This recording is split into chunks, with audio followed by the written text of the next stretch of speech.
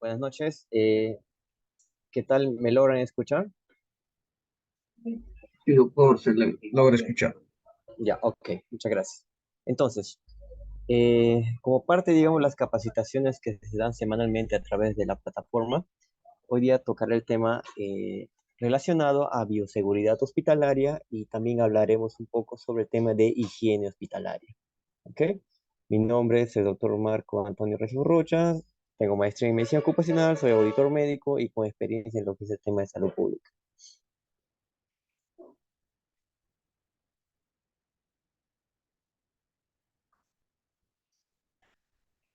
Para empezar de biología hospitalaria, siempre tenemos que tener en cuenta la epidemiología de las infecciones que se adquieren por, digamos, en las atenciones de salud. Ya hoy en día hablamos de ese término, ya dejando de lado las infecciones intrahospitalarias. El término correcto hoy en día es infecciones adquiridas en atenciones de salud, ya que muchas de las infecciones no solamente se dan en el hospital, sino también se dan en centros de menor nivel, y es importante siempre tener en cuenta. Las infecciones adquiridas en las atenciones de salud representan un problema de salud pública. Ya de antemano, ya el mismo hecho de que el trabajador, el profesional de la salud esté expuesto a ciertos riesgos, sobre todo a los biológicos, hace pensar de que hay un problema de salud pública, que es justamente ese contacto con superficies contaminadas donde pueden existir microorganismos. Se menciona de que un 7% de los pacientes de los países desarrollados indios y un 10% de los países en desarrollo han contraído como mínimo una infección relacionada a la atención de salud. Y asimismo, estos profesionales que han tenido, digamos, estas infecciones, cerca de un 10% ha fallecido por estas infecciones. Por eso, ya de antemano es empezar con este problema de salud pública y nos hace de interés saber las normas de bioseguridad y sobre todo el tema de higiene intrahospitalaria o a nivel de otros centros de atención de salud que nos permitan tener los conceptos básicos para evitar estas infecciones. Cuando hablamos de bioseguridad, hablamos, digamos, de que, em, desglosando el término. Primero, bioseguridad se relaciona a seguridad, que en una definición clásica es calidad de seguro. ¿Qué seguro? Es estar libre y exento de todo daño y peligro.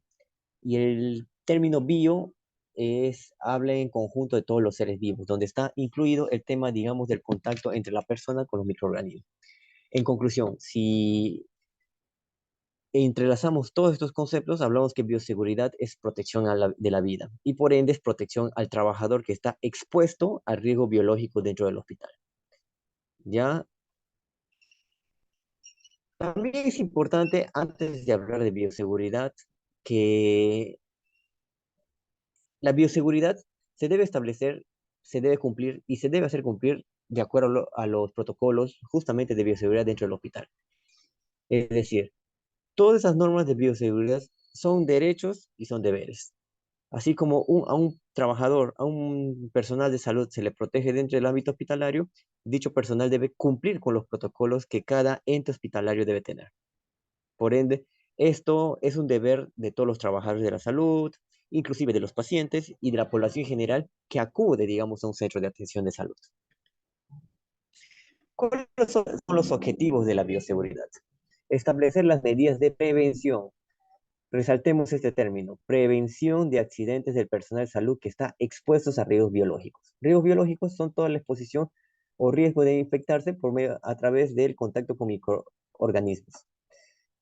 Minimizar los riesgos, protegiendo al paciente, al trabajador de la salud, a toda la comunidad y al medio ambiente de agentes que son potencialmente nocivos.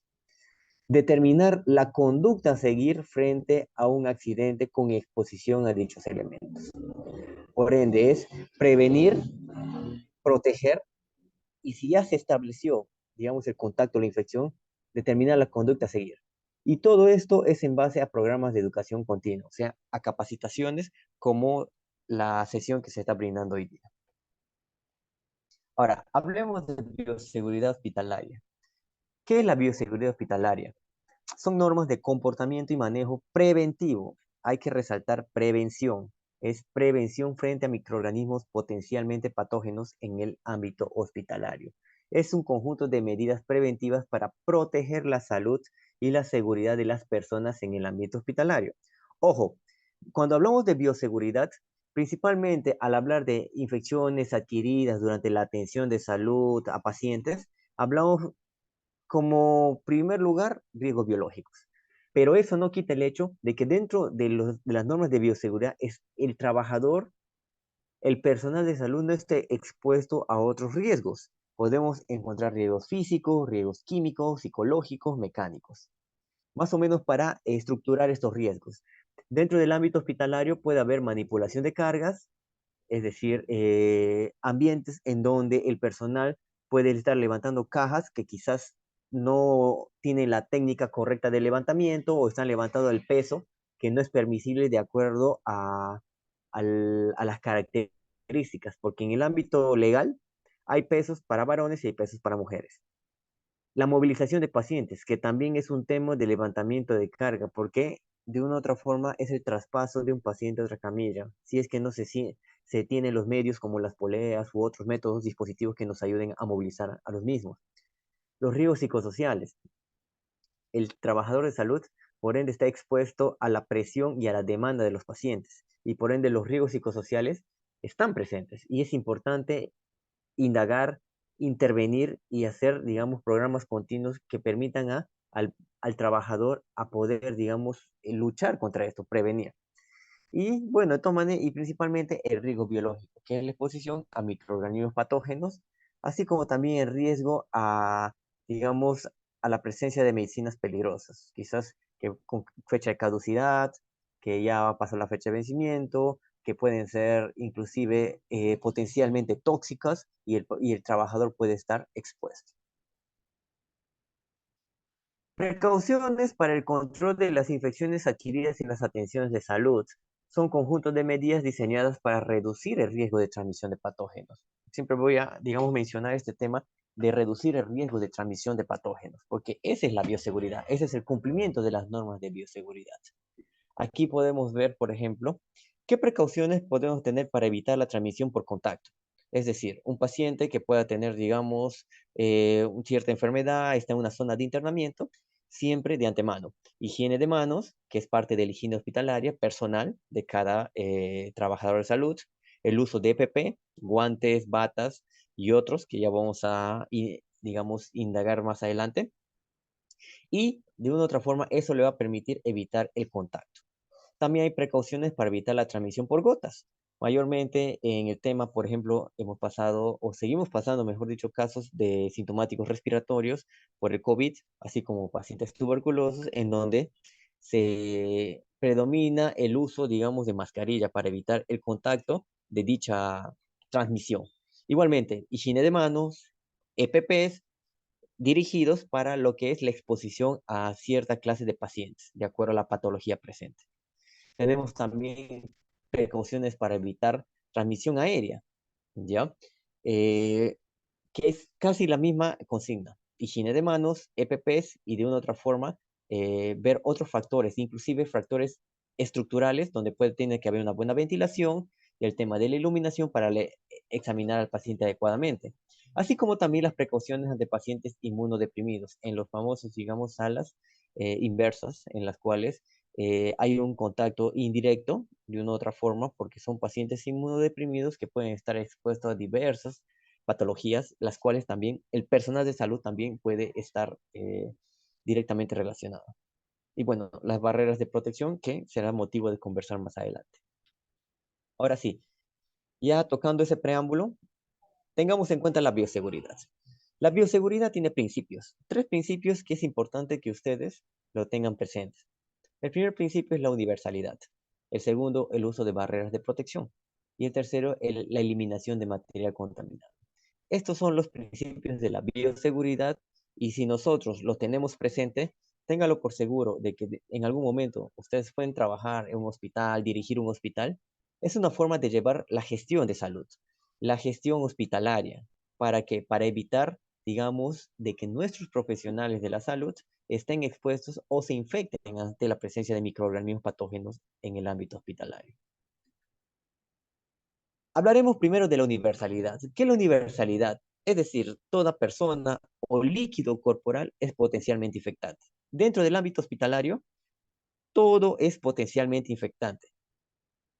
No solamente las zonas de internamiento, las áreas de consulta externa, las salas de espera, el hecho de estar inclusive en zonas administrativas también, porque puede haber una manija contaminada, personal de salud que puede estar desplazándose. Todo, toda persona es o líquido corporal que pueda ser visto durante una práctica hacia un paciente es potencialmente infectante en el ámbito hospitalario. A eso se refiere la universalidad. Y por ende, tengo que mencionar que los líquidos que se consideran como potencialmente infectantes son, bueno, sangre, semen, secreción vaginal, leche materna, líquido cefalorraquídeo, líquido sinovial, líquido pleural, líquido amniótico, líquido peritoneal, líquido pericárdico. Cualquier otro líquido contaminado con sangre es potencialmente infeccioso. Por ende, dentro del ámbito hospitalario, es importante tener en cuenta este principio, ya que de una u otra forma nos lleva a tomar las normas de bioseguridad y protegernos ante esto. Ok, esa es la universalidad. Ahora vayamos con el segundo principio, que es el uso de barreras.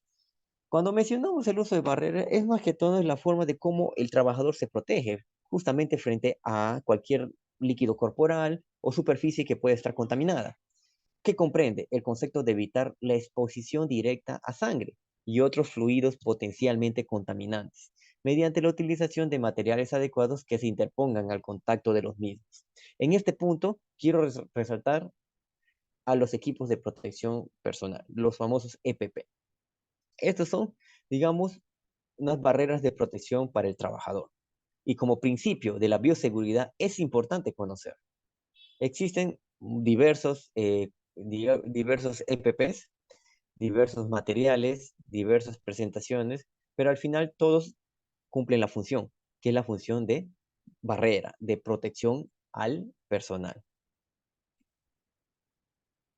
Al hablar del uso de barreras, podemos mencionar que todos los trabajadores de la salud deben utilizar rutinariamente todas las precauciones de barreras adecuadas. En este caso, los equipos de protección personal, que pueden ser gorro, mandilón, botas, guantes, mascarillas, respiradores, inclusive podemos hablar de las caretas faciales que se usaban en tiempo de pandemia. Hablamos de los gorros. Bueno, existen mayormente dos tipos de gorros según su composición. Hay los plastificados descartables y los de tela reutilizable, que justamente deben tener un proceso, digamos, de lavado adecuado para que puedan ser desinfectados. El uso de gorros, en el ámbito quirúrgico, primero se colocaría el gorro antes de usar la vestimenta estéril. ¿Por qué? Porque esto evitaría, digamos, de que cualquier tipo de contacto con el EPP estéril, que puede ser un mandilón, puede ser, digamos, una chaqueta, o inclusive, de todas maneras, las mismas botas que pueden estar estériles. Ya que al cubrir la cabeza, cubrimos cualquier tipo, digamos, de componente, un cabello o algún tipo, digamos, de secreción que podríamos estar, digamos, expulsando. Mejor dicho, protege ante las caídas de partículas contaminantes, sobre todo en las áreas en donde se usan EPPs estériles. Ya, solamente para recordar de que el gorro es cubrir hasta, digamos, hasta la parte de la frente, ya que durante una actividad asistencial puede haber sudor y lo ideal es de que ese sudor no caiga.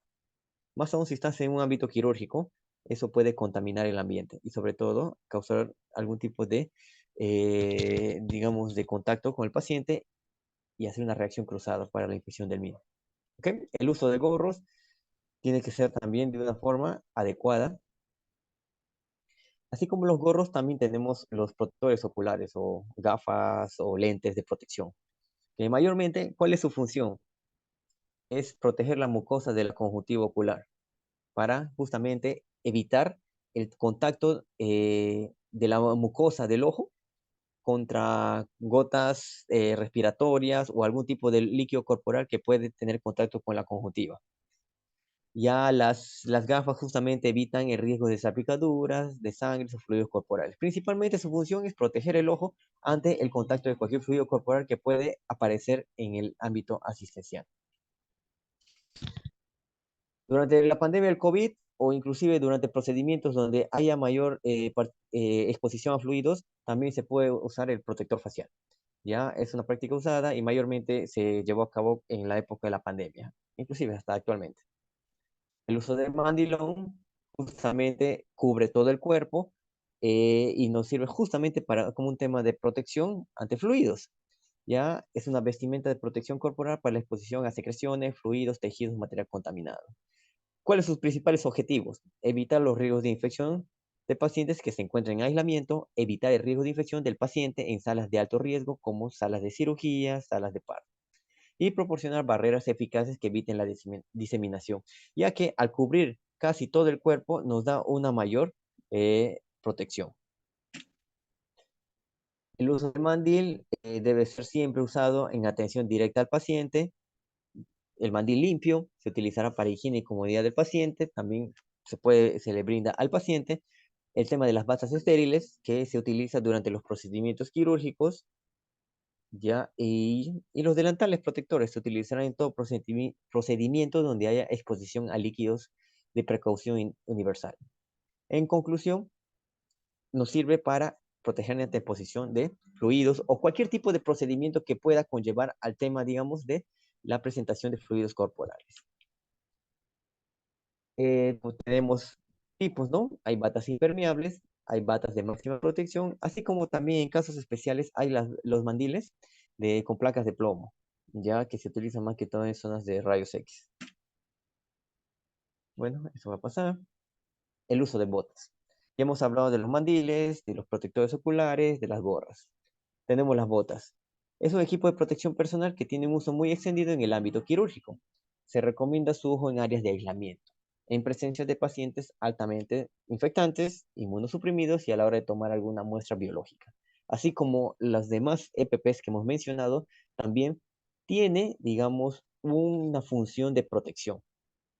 Fluidos corporales que pueden estar tendidos en el piso después de un procedimiento, también es causal de exposición y de posible infección, ya que puede entrar en contacto con ropa, piel directa y si hay algún tipo de lesión cercana puede conllevar una infección. Se recomienda no usar calzado abierto, sandalias o zapatos suecos debajo de ellas porque pueden facilitar la contaminación del portador. No está recomendado estos famosos modelos Crocs, ya porque de una u otra forma son zapatos abiertos. Lo ideal es que sean zapatos cerrados. El periodo de uso va a depender del uso, del tránsito o del lugar donde esté el trabajador. Los guantes es un mecanismo de barrera de protección de riesgos biológicos a la exposición de sangre u otros fluidos. Ya su uso es necesario cuando haya contacto con sangre y otros fluidos. Es necesario. Todo profesional de salud, por principio, lo usa dentro del ámbito hospitalario. Debe verificarse su integridad antes de colocárselos. Puede haber fallas de fábrica en donde el guante pueda venir con pequeños orificios que conlleven a que si el trabajador está en contacto con fluidos y pueda tener algún tipo de solución de continuidad o lesión en la mano, puede conllevar una infección. Los tipos de guantes según su uso, hay guantes quirúrgicos estériles, hay para laboratorio, hay para exámenes y más que todo para uso doméstico o de limpieza a nivel hospitalario. ¿Cuándo se deben usar los guantes de protección? Por regla general, el personal sanitario que trabaja en emergencias extrahospitalarias debe usar siempre algún tipo de barrera o guante cuando trabaja en una intervención. Es decir, se debe usar sí o sí en todo procedimiento, atención de paciente, inclusive de manera extrahospitalaria, ya que muchas veces hay profesionales que se desenvuelven como, digamos, transporte o acuden al lugar de los hechos, los profesionales de SAMU, por ejemplo, que deben siempre estar presentes con el uso de guantes. Los tipos de guantes, hay guantes de polietileno, guantes de látex, guantes de vinilo, guantes de nitrilo. Bueno, el uso de los guantes en forma general es en todo procedimiento, en toda atención donde el paciente pueda presentar digamos, la segregación de fluidos corporales y el trabajador puede estar expuesto, principalmente. Ahora tenemos el uso de mascarillas y respiradores, y hemos hablado de los EPPs, mandilón, gorro, protectores oculares, guantes. Ahora hablaremos de la mascarilla. La mascarilla o respiradores deben usarse para evitar que la mucosa de la nariz y de la boca queden expuestos a salpicaduras con fluidos corporales. Esa es la principal razón. Mucosa de la nariz y de la boca, fluidos. ¿Ya? La efectividad de uso y protección. Existen las mascarillas médicas o de tela, que son quirúrgicas descartables, higiénicas o de barrera, y los respiradores, y su elección depende del grado de riesgo o del grado, digamos, de atención o de gravedad del paciente o de acuerdo a la patología que está presentando. Ya, vamos a hablar más adelante. Esto vamos a pasarlo. Hay que tener en cuenta, cuando hablamos de EPP, que existen diversos tipos, ¿no? Tenemos la mascarilla quirúrgica. Para tener en cuenta, la mascarilla quirúrgica hay diferentes tipos de acuerdo a su eficacia y filtración. El 1, el 2, 1R, 2R. La R significa que es resistente a salpicaduras. Eficacia de filtración bacteriana. De dentro hacia afuera. Tenemos el tipo 1, que tiene mayor o igual a 95% de protección y de eficacia de filtración, y el tipo 2 de mayor o igual a 98% de eficacia de filtración. Y su uso principalmente para evitar el contagio de la persona que la porta a los demás y evita salpicaduras y partículas grandes al portador. Ya tenemos primero la mascarilla quirúrgica. Ahora, podemos hacer una diferencia entre la mascarilla quirúrgica y el respirador. El tema de la mascarilla durante la pandemia del COVID ha sido, digamos, bien discutido por el hecho de cuál era más eficaz justamente ante el COVID. Y de una u otra forma, con el tiempo se ha ido descubriendo de que hay ciertas mascarillas o respiradores que brindaban esa protección. Brindaban esa protección, y es importante que toda persona de salud tenga conocimiento de las diferencias, ¿ya? La figura que pueden ver de la famosa N95, su nombre real es respirador. No se le dice mascarilla, eh, no tiene esa denominación. Su nombre es respirador. Hablamos de mascarilla cuando tenemos los otros tipos, como los de tela o los quirúrgicos, principalmente, ¿ya? Cuando hablamos de mascarilla, evitan que las partículas expulsadas por el portador contaminen al entorno, ¿ya? No se ajustan tan bien como al rostro porque dejan huecos, no es tan hermético. Por lo general se utilizan durante un tiempo que dura un determinado procedimiento y se desecha. Y su venta es autorizada, digamos. Es decir, no es hermético, ¿ya? Eso es descartable, o sea, se usa el procedimiento y se puede retirar, y evitan que las partículas expulsadas por el portador contaminen el entorno. A diferencia del respirador, que reducen la exposición del portador a ciertas partículas en el aire. Se ajustan, tiene un diseño mucho más hermético, puede durar más tiempo y tiene su homologación de acuerdo a los institutos de seguridad y salud ocupacional, mayormente la clasificación IOS y la europea. Tenemos los usos de respiradores, mascarillas autofiltrantes, que se tuvo digamos, mayor impacto durante la pandemia, donde se usaron estos famosos respiradores elastoméricos, ya los de media cara. Inclusive hay otros que son de cara completa, y de una u otra forma tienen una cierta eficacia para el tema de las partículas, tanto para la exposición del portador hacia el ambiente como para su protección del ambiente hacia el que se coloca estos respiradores. Tenemos que la N95, bueno, tiene un 95% de eficacia, existe la N99 y la N100.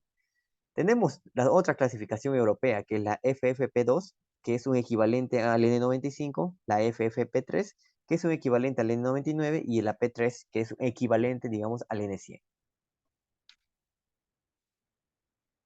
Acá mayormente podemos ver la clasificación estadounidense de respiradores, según diferencias en el nivel de protección brindado.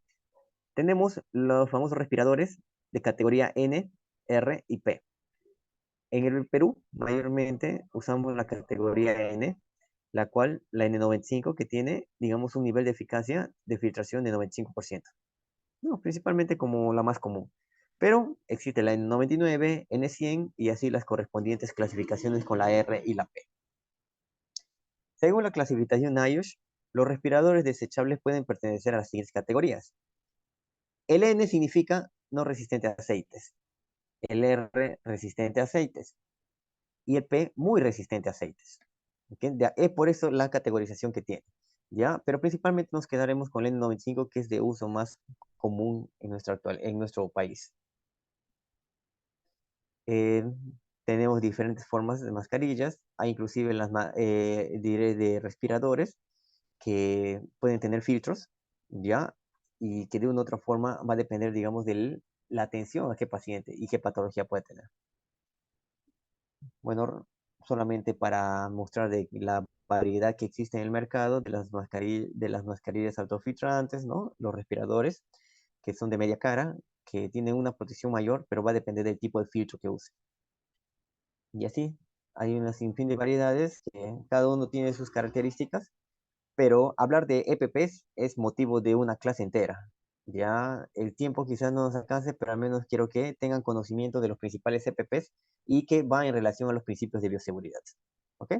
Y es importante conocer, digamos, la eficacia de filtración de cada uno para poder usar el equipo de protección adecuado. Bueno, y de una otra forma recordar de que hay la clasificación estadounidense, que es justamente por la N, la R, la P, y tenemos las famosas FFP, que es una categorización europea, que al final es un equivalente tanto de la clasificación estadounidense. Bueno, acá tenemos justamente la FFP1, la FFP2 y la FFP3. Y cada uno tiene su nivel de eficacia y de acuerdo a la necesidad de uso en la atención de los pacientes. Bueno, en general, ¿cuál sería mejor? De una u otra forma, tenemos que la N95 es uno de los respiradores más conocidos y comentados popularmente. Se constituye como un estándar estadounidense administrado por NIOSH, que es un Instituto Nacional para la Seguridad y Salud Ocupacional, del cual forma parte la CDC. En cambio, tenemos las versiones europeas, que es la FFP2, que tiene una eficacia de filtración de 94%, casi parecido al N95, y tenemos las otras versiones, la FFP3 y la P3, que tienen una eficacia de filtración del 99%. Bueno, en nuestro ámbito común, el uso más recomendado es de la N95.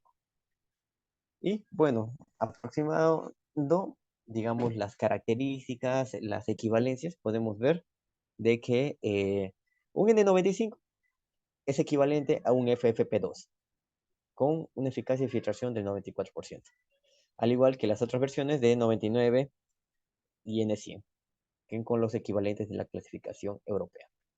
Mayormente como contexto general para que tengan conocimiento, pero como les decía, hablar de EPPs, hablar de eficacia de filtración y de cada uno de estos es motivo de una clase entera que esperemos que se pueda dar para entrar en más detalles. Bueno, en lo que es EPP, eso es redundante. Bueno, ya tenemos la universalidad, que es que todo líquido corporal es potencialmente infeccioso dentro del ámbito hospitalario. Todo es infeccioso dentro del ámbito hospitalario, por eso se habla del principio de universalidad. Tenemos el principio de uso de barreras, que ya hablamos, los EPPs, que el modelo, la calidad, digamos, el protocolo va a depender del área al cual esté, digamos, donde se desempeñe el profesional de la salud, para minimizar el riesgo de exposición a fluidos corporales y sobre todo a lo catalogado como riesgos biológicos. Ahora, dentro de los principios de bioseguridad, tenemos también a la eliminación del material contaminado. Con esto cerramos, digamos, el triángulo. La universalidad, uso de barreras y eliminación de material contaminado. Como les decía, dentro de una gestión hospitalaria, estos principios son básicos.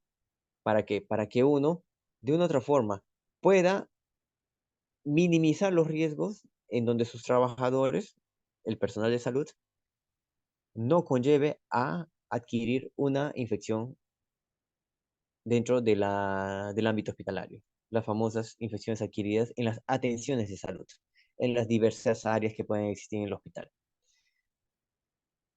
Así como todo fluido puede ser potencialmente infeccioso, y hemos visto cómo proteger con los equipos de protección personal, también es importante saber la eliminación del material contaminado.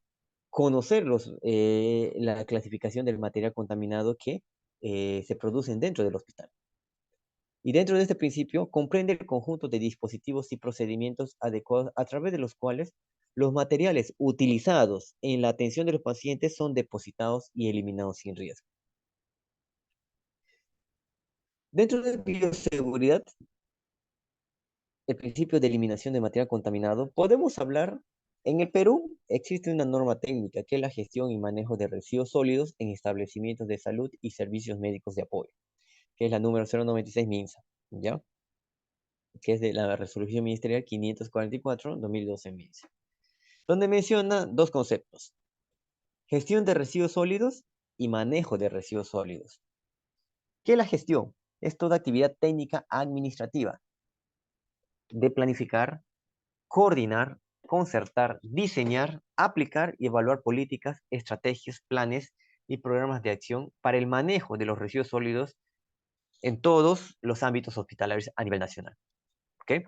Es la parte administrativa, el protocolo. El manejo de residuos sólidos ya es la actividad técnica operativa, mientras que la gestión es el plan, cómo se va a llevar a cabo. El manejo ya es la aplicación, la ejecución de dicho plan. ¿Para qué? Para que esos residuos sólidos sean, digamos, lleguen a su destino final para evitar de que se vuelvan potencialmente infectantes. Es decir, todo esto incluye manipulación, acondicionamiento, segregación, transporte, almacenamiento, transferencia, tratamiento, disposición final o cualquier otro procedimiento técnico operativo utilizado desde la generación del residuo hasta la disposición final. Es importante, como les digo, quizás uno de ustedes en algún momento dirija un centro hospitalario y es importante que tengan en cuenta estos conceptos, donde se elabora un plan y se lo ejecuta.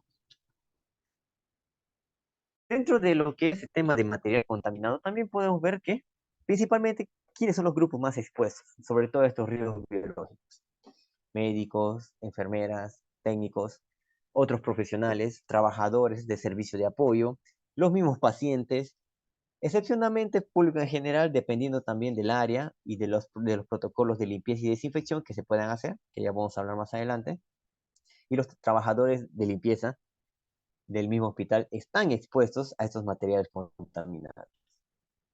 La composición de los residuos generados en los establecimientos de salud, del 100% de lo que generan, todo establecimiento de salud, de su 100%, 80% son residuos comunes, 20% son residuos peligrosos y el 15% son infecciosos.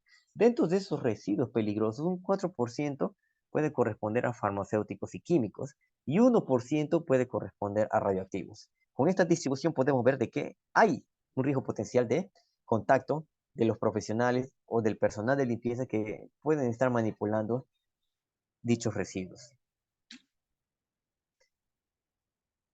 ¿Por qué nos cuidamos bastante de los materiales contaminados? Bueno, principal preocupación: transmisión VIH, virus de la hepatitis, puede haber lesiones causadas por agujas contaminadas con sangre humana, los punzones que pueden haber en residuos en los cuales no han sido desechados adecuadamente y en el lugar correcto, y el personal de limpieza puede estar expuesto, así como el personal de salud.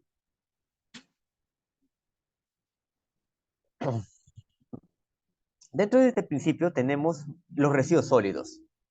¿Pero qué son los residuos sólidos? Los residuos sólidos son aquellos residuos generados en los procesos, todo proceso, todo procedimiento, actividad que pueda desarrollarse en los establecimientos, perdón, tales como hospitales, clínicas, centros y puestos de salud, laboratorios, consultorios. De todo lo que estamos conversando, lo que quiero que quede claro es que hay una clasificación A, B y C. La clasificación A, la clase A, es residuo biocontaminado. La clase B, residuo especial. La clase C, residuo común. Residuos contaminados son residuos peligrosos generados en el proceso de la atención e investigación médica, ya que están contaminados con agentes infecciosos, que de una u otra forma esas concentraciones son potencial riesgo para que la persona pueda estar en contacto. Tenemos el tipo A1, que son los residuos que se generan en la atención al paciente. Tenemos el tipo A2, que son los materiales biológicos, sobre todo de laboratorio, cultivos, inóculos, muestras biológicas, vacunas o de otros ambientes que puedan justamente ser desechados como material biológico. Tenemos el tipo A3, que es la sangre humana y sus productos derivados, que puede ser de una bolsa de contenido de sangre, bolsas de sangre vacía, también incluyen las muestras de sangre que pueden ser tomadas en laboratorio. El tipo A4, que son los residuos quirúrgicos y anatomopatológicos, desechos patológicos, tejidos, órganos, muestras para análisis. Tenemos el tipo A5, que son los residuos punzocortantes, que estuvieron en contacto con pacientes o agentes infecciosos, las agujas hipodérmicas, jeringas, envases de ampolla, etc. También tenemos el tipo A6, que puede ser la presencia de animales contaminados en el ámbito hospitalario, que incluye aquí los cadáveres o partes de animales inoculados, así como los utilizados en entrenamiento de cirugías y experimentación, más que todo en el ámbito, digamos, de investigación, ¿ya? Animales que puedan tener un alto riesgo potencial de estar en contacto con el personal y provocar algún tipo de infección. La clase B son residuos especiales, que constituyen un peligro para la salud por sus características agresivas, tales como corrosividad, reactividad, inflamabilidad, toxicidad, explosividad y radiactividad. Tenemos los tipos B1 y los tipos B2. Los tipos B1 principalmente residuos químicos peligrosos, como quimioterapéuticos utilizados en lo que es el tema del cáncer, productos químicos no utilizados, plaguicidas, solventes, mercurios de termómetros, etc. Y residuos farmacéuticos como medicamentos parcialmente utilizados, vencidos, contaminados, desactualizados, no utilizados. Estos son los residuos especiales. Tenemos el tipo B3, residuos radioactivos, que son compuestos por materiales radioactivos o contaminados por radioisótopos provenientes de laboratorios de investigación química o laboratorios de análisis clínicos. Dos características hacen especiales a estos residuos radioactivos. Su peligrosidad, es decir, que cantidades muy pequeñas pueden originar una dosis de radiación peligrosa para la salud humana. Y su duración. Algunos de estos isótopos permanecerán emitiendo radiaciones miles y decenas de miles de años. Tenemos la clase C, que son los residuos comunes, que son aquellos que no se encuentran en ninguna de las categorías anteriores y no han estado en contacto con pacientes. Se generan en oficinas administrativas, áreas públicas, residuos de limpieza. Tenemos el tipo C1, que son los papeles de la parte administrativa, sin contacto de pacientes. Tipo C2, vidrios, maderas, plásticos, metales. Tipo C3, restos de preparación de alimentos en la cocina. Los residuos A siempre se van a identificar con el color rojo, que son los residuos biocontaminados. Los de clase B, que son los residuos especiales, se van a identificar con las bolsas amarillas o los, digamos, recipientes de color amarillo. Y los residuos comunes con las bolsas de color negro o los recipientes de color negro. Ahora, hay dos etapas justamente en la eliminación de estos residuos hospitalarios. Tenemos la etapa de acondicionamiento, segregación, almacenamiento primario, almacenamiento intermedio, recolección y transporte interno y almacenamiento final, que es mayormente el manejo interno, es decir, dentro del hospital. Y también tenemos el manejo externo, ya es que es el transporte, ya el tratamiento, la recolección y transporte externo y su disposición final en los, digamos, depósitos sanitarios. Acondicionamiento, primero, colocar, como les dije, los envases. Se colocan los recipientes, los tachos, de acuerdo a los colores que le mencioné para el tipo de residuo en los diferentes ambientes. Se acondiciona, después se segrega, que es justamente ocupar estos tachos con los residuos de acuerdo a su clasificación. Hay que tener en cuenta que una vez que las 3/4 partes del llenado de la bolsa con residuos sólidos está, una vez lleno, se retira la bolsa y se hace una desinfección de recipiente. ¿Ya? Esa es la segregación, desechar los residuos. Hay un almacenamiento intermedio, eso es dentro del hospital, justamente se transporta hacia un lugar especial donde se hace el almacenamiento para posteriormente su transporte y disposición final. Tenemos el almacenamiento central o final dentro del hospital y posteriormente viene el tratamiento, que puede ser por incineración, por autoclavado o por microondas.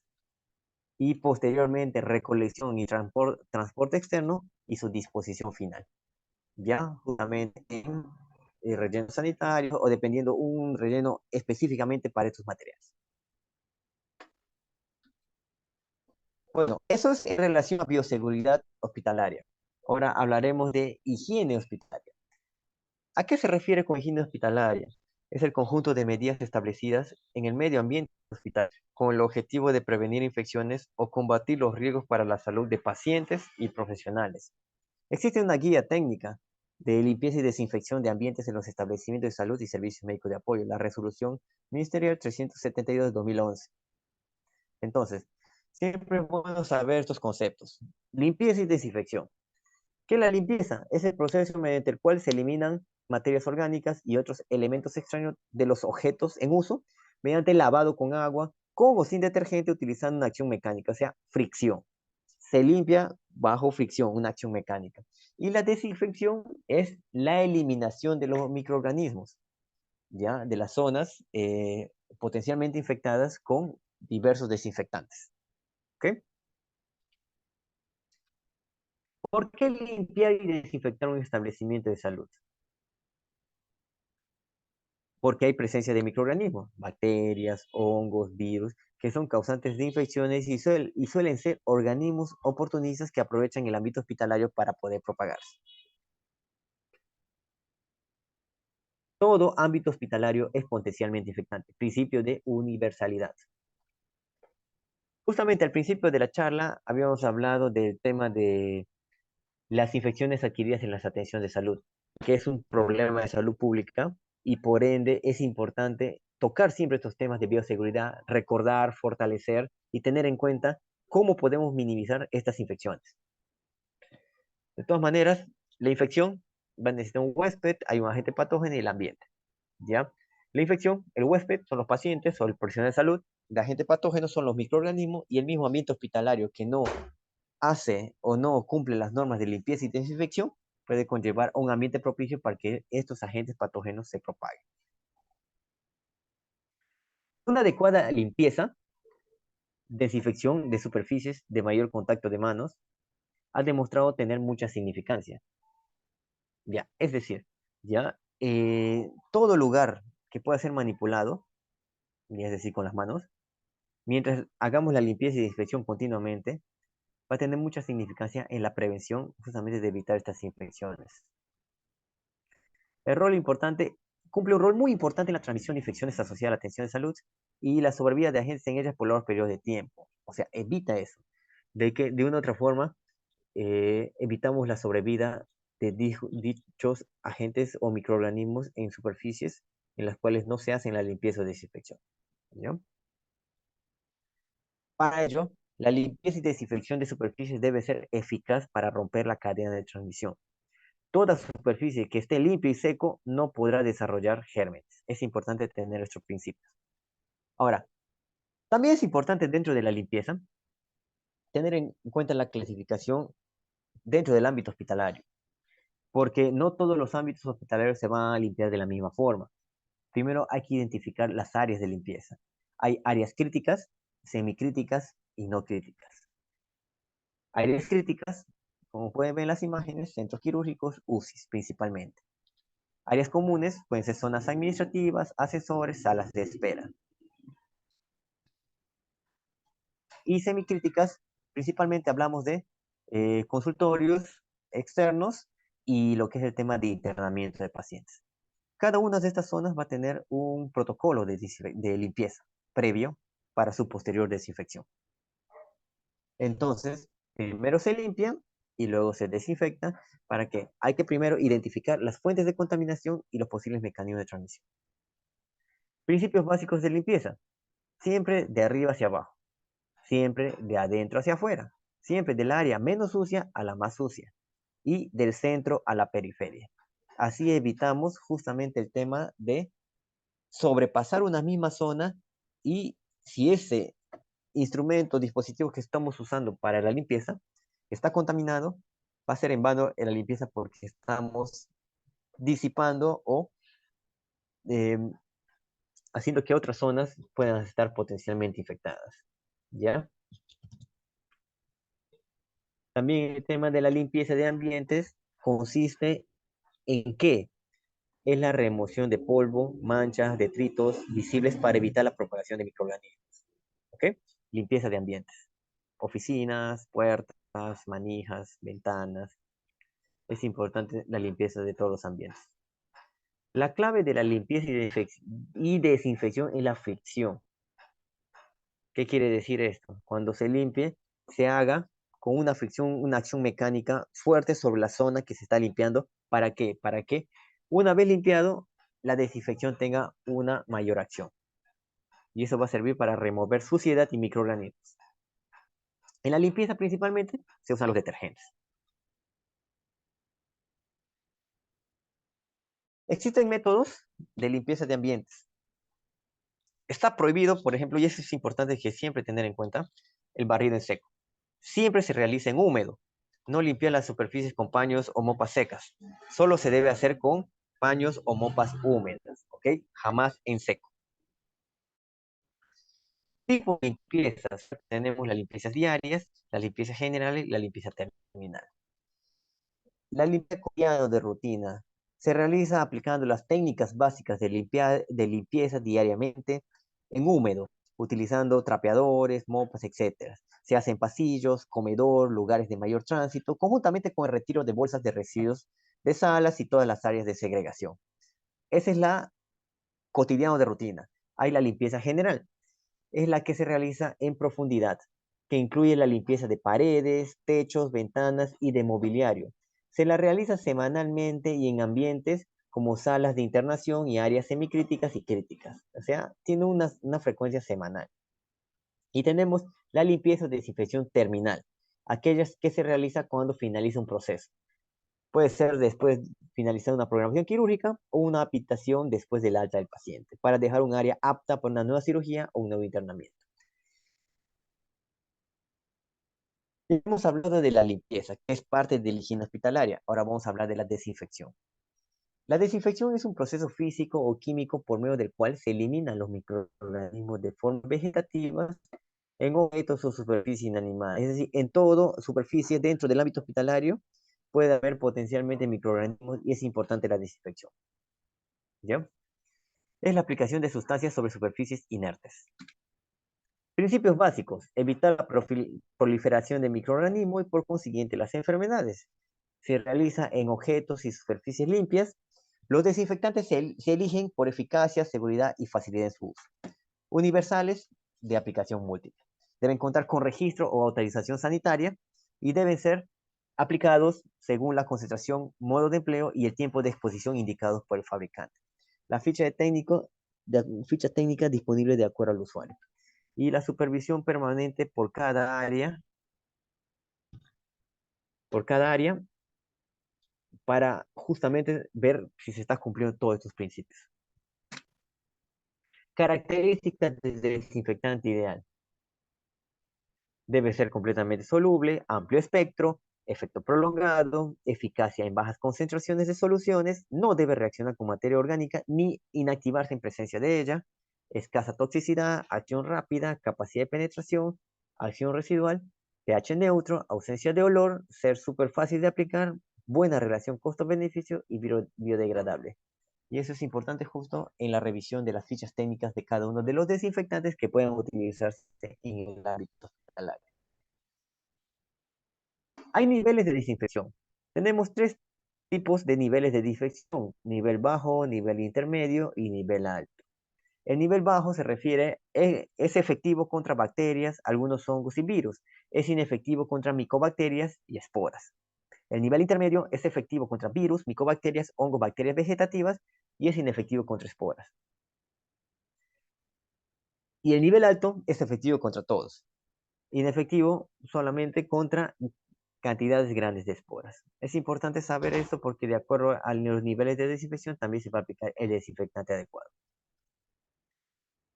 Y justamente los desinfectantes en el alto nivel principalmente se usa el glutaldehído al 2%, hay los compuestos fenolados, así como también el peróxido de hidrógeno. En el nivel intermedio, el alcohol etílico al 70%, el alcohol isopropílico, los fenoles y la asociación de aldehídos, glutaraldehído, formol y glioxal. Y en el bajo nivel, principalmente hipoclorito sódico, y compuestos de amonio cuaternario. Hay niveles, la efectividad va a depender del tipo de desinfectante que se use. Productos de limpieza y desinfección de superficies en las áreas hospitalarias. Tenemos diversos productos de limpieza y desinfección que se pueden usar en las áreas hospitalarias. Tenemos, por ejemplo, el agua, la, propiamente agua y jabón o detergente que se usan en la limpieza para la remoción de suciedad. El modo de uso, técnica de barrido húmedo o retirada de polvo. Como les había mencionado, no se barre en seco, siempre en húmedo. Se fricciona el jabón o detergente sobre la superficie y se enjuaga y se seca. Tenemos el alcohol al 70%, que sirve para desinfección de equipos y superficies. Fricciones sobre la superficie a desinfectar. Tenemos los compuestos fenólicos, eh, que sirven para desinfección de equipamientos y superficies también. ¿Y cómo se usa? Luego de la limpieza, inmersión o fricción, enjuagar y secar. Tenemos el amonio cuaternario, que se usa en la desinfección de equipamientos y superficies también. Igualmente, al mismo estilo que los compuestos fenólicos, luego de la limpieza, enjuagar, secar. Tenemos los compuestos liberados de cloro activo, que es la desinfección de superficies no metálicas y superficies con materia orgánica, que justamente también después de la limpieza se enjuaga y se seca. Y el peróxido de hidrógeno, que sirve como desinfección de superficies, al mismo estilo que de los demás desinfectantes, después de la limpieza, siempre se enjuaga y se seca. Ahora, dentro de lo que es la higiene hospitalaria, como su mismo nombre lo dice, higiene, entra a tallar el ámbito hospitalario y también entra a tallar la higiene personal. Y dentro de los hábitos de higiene personal más comunes, o mejor dicho, la práctica más común es el lavado de manos. Es importante hablar del lavado de manos porque también se usa como medio de protección, porque eliminamos todos los microorganismos que pueden estar en contacto con nuestras manos al momento de realizar procedimientos, al momento de tocar algún tipo de superficie, y es importante que se conozca todos estos términos. ¿Cómo lavarse las manos? La Organización Mundial de la Salud menciona 11 pasos, ya que eso ya está distribuido en todos los ámbitos hospitalarios, en todos los centros de salud o servicios médicos de apoyo, en los cuales se debe cumplir, ¿ya? Desde el paso 0 hasta el paso 11, ¿ya? Donde se resalta la fricción, el tema de no lavarse con objetos como anillos, pulseras, cumplir el tiempo, ¿ya? Normalmente el procedimiento dura entre 40 a 60 segundos. Esto estamos hablando de un lavado de manos clínico en donde debe cumplirse adecuadamente, ¿ya? Los pasos que, digamos, la Organización Mundial de la Salud nos indica. Ahora, el lavado de manos es hablar también de tres términos. Tenemos el lavado social. El lavado social no es nada más que el lavado que nos hacemos en casa, antes o después, digamos, de utilizar, digamos, los servicios higiénicos, comer u otras actividades que podamos realizar, que normalmente es un lavado, digamos, que no pasa de los 20 segundos y es común, digamos, hacer más aún ya con el tema del COVID, que nos llevó, digamos, a tener un hábito mucho más continuo de lavado de manos.